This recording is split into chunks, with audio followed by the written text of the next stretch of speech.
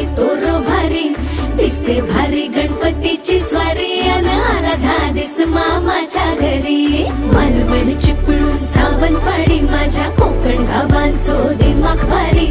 दिसते भारी गणपतीची स्वारी